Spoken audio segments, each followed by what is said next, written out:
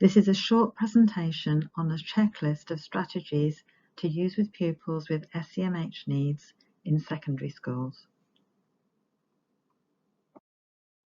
My name is Linda Severs and I'm one of the Senior Advisory Teachers in SEATS. In this session, I'm going to talk about what SEMH is, taking time to think before we respond, things to bear in mind, using language positively, building relationships, and scaling our interventions. We're going to look at a range of strategies and then consider some thoughts at the end. Within the SEN Code of Practice, there are 4 broad areas of need. One of these is social, emotional, and mental health difficulties. These SEMH difficulties can be seen in many different ways. Pupils can be challenging or disruptive, or they can display disturbing behaviour. They can also be withdrawn or isolated. These behaviours demonstrate to us that there may be underlying mental health difficulties, learning or medical needs which have not been diagnosed as yet. The pupil may have a disorder such as attention deficit hyperactive disorder or an attachment disorder. It's our responsibility to adapt teaching to respond to the strengths and needs of all pupils. These SEMH needs may impact on pupils in many different ways, including their ability to regulate themselves emotionally and manage their own behaviour.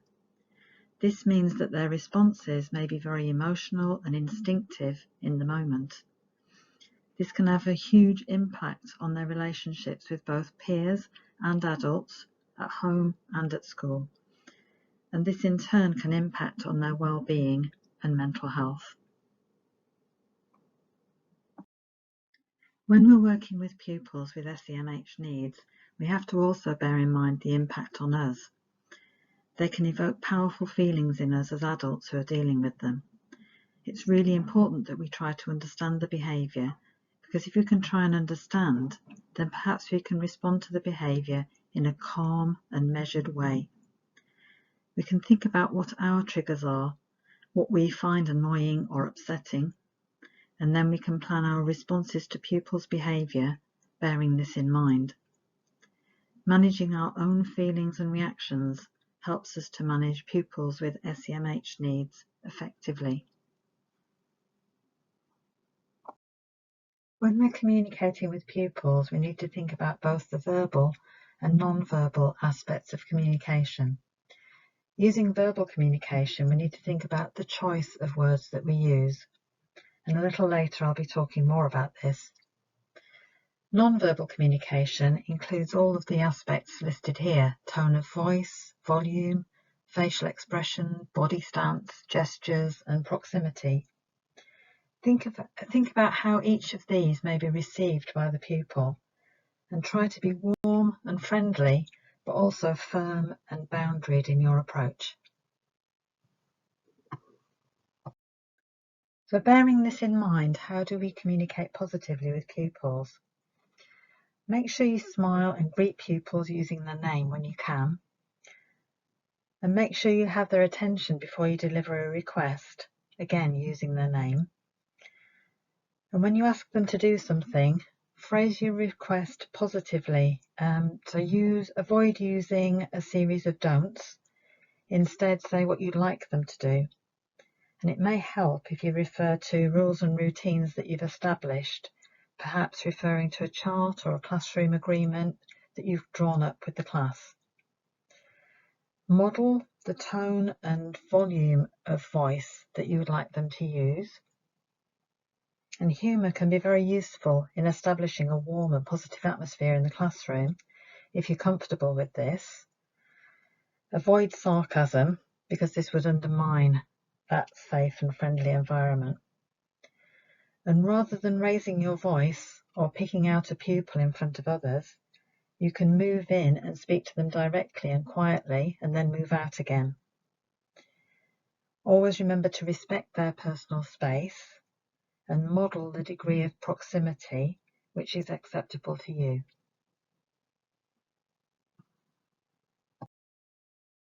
The relationship you build with the pupil is the most valuable tool you have in managing the behaviour of pupils with SEMH needs. These ideas might be helpful. See if you can find out what a pupil's special interest is and talk to them about it, or let them tell you about it. Although for some pupils you might need to set a time limit on this. If they've told you about a family event or a pet, for example, remember to ask them about it when you next see them. In class, try to pick your battles and ignore things which you do not need to react to, and instead focus on the positive behaviours. Even if you find the pupil hard to engage with, try to be positive in your approach to them. Try to use non-verbal feedback and use phrases such as we and our to create an inclusive atmosphere where they can feel accepted. And when they've said or done something wrong, give them the chance to rewind what they've said. This can give them thinking time and the chance to save face. And they can say whatever it was in a more positive way, and it can avoid a situation escalating into something which becomes more serious. When you're responding to negative behaviour, use a scale of interventions, starting with the least intrusive first. This is the least likely to interrupt the flow of your lesson. If you can ignore a behaviour, then do so. Obviously, this doesn't apply if the behaviour is not low level. If you want to let a pupil know that you've noticed the behaviour, use eye contact. And if this isn't enough to stop them, move nearer. As a simple direction, you might start with saying their name or giving a non-verbal gesture to demonstrate what you want, for example, for chewing or tapping. You might have given targets to a particular pupil or have specific expectations of part of your differentiated approach for them. And you could use a pre-arranged signal or phrase with those pupils. You can give them a choice if they're still doing something you don't want them to do. And this choice shouldn't be a threat, but it should be two options which are both acceptable to you. This can prevent a situation from escalating. If you need to give them time to cool down or have a rethink, then you might use time out. And it could be outside the door of the classroom if that's part of your school's behaviour policy, or it could be moving to a specific place in the classroom if you've already prepared this as an approach. Some pupils are given time-out cards, and if you're shown one of these, allow them to leave as described on the card and follow up with the relevant staff afterwards. If there's been an incident, you might take time to repair and rebuild the relationship. In fact, this is a really good idea. It's not a good idea to ignore it and continue as though nothing has happened the following lesson. Do this when you've got the best chance of success. In other words, away from an audience of peers and when you know that they've had time to reflect. Within your toolkit, you can have a range of different strategies, and they won't work with all pupils all of the time. They may work for a while and then not, so you need to mix them up and rethink your approach when the effectiveness fades. As I've already said, building a positive relationship is your most powerful tool.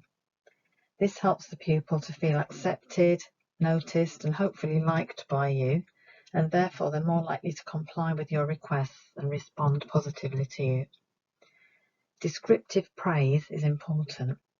Catch them getting something right every time you can. Avoid using general phrases like well done or that was great. Instead, try and describe exactly what it is that they got right, and then you're reinforcing the behaviour that you want to see. For example, I noticed that you got your equipment out straight away and were ready to start very quickly. That was great.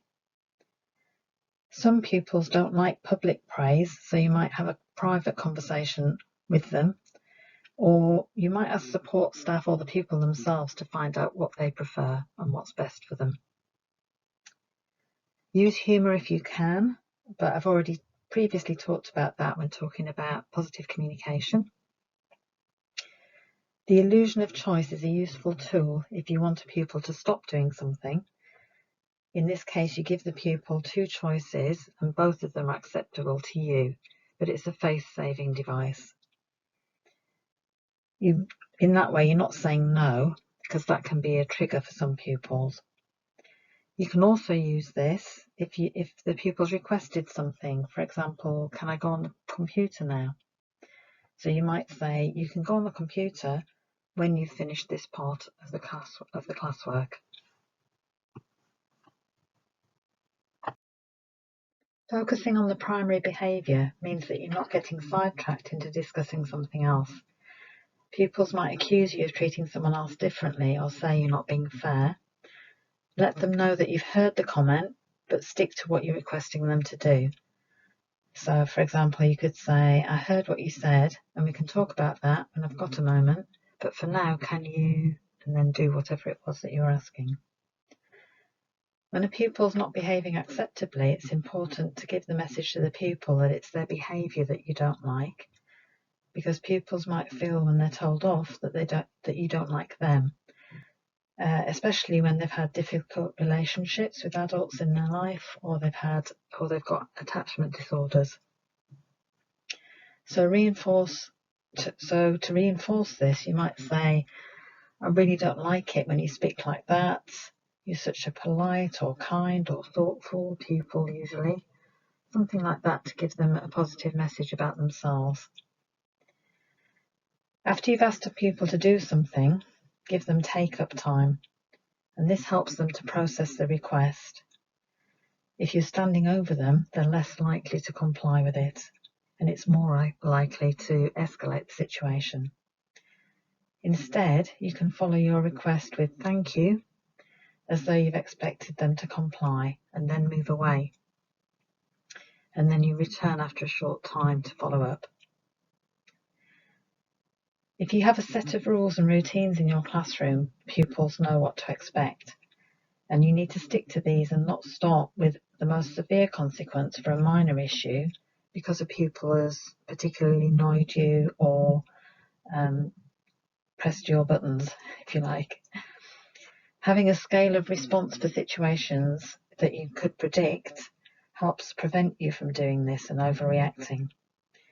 And pupils knowing exactly what to expect helps to maintain the boundaries in the classroom. It's important that they know that you're going to be consistent. By the time a pupil is in secondary school, it's likely that their behaviour habits have been established over a long period of time. So it's going to take a while for them to adjust these habits. Because of this, you'll find that you need to keep using these positive behaviour management strategies and not expect instant results. It takes time to establish a rapport and an understanding with the pupil and for them to respond positively to you. Changing how we respond to a pupil's behaviour is going to be the best way to change it. And if your approach isn't working, talk to colleagues, support staff or pastoral staff and find out what might work. Share ideas with colleagues.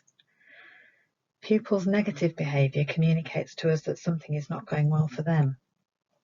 It could be to do with their relationships, it could be that they're struggling with learning, or it could be that there's something negative happening in their lives. What we need to do is to try to understand what they're trying to communicate and help them to manage their behaviour. And we do this by modelling the behaviour we'd like to see, by behaviour leadership. We're modelling a positive example by managing our own emotions. And by differentiating our approach to managing particular pupils' behaviour and using the strategies that I've described, we're adapting our teaching to meet the needs of all pupils.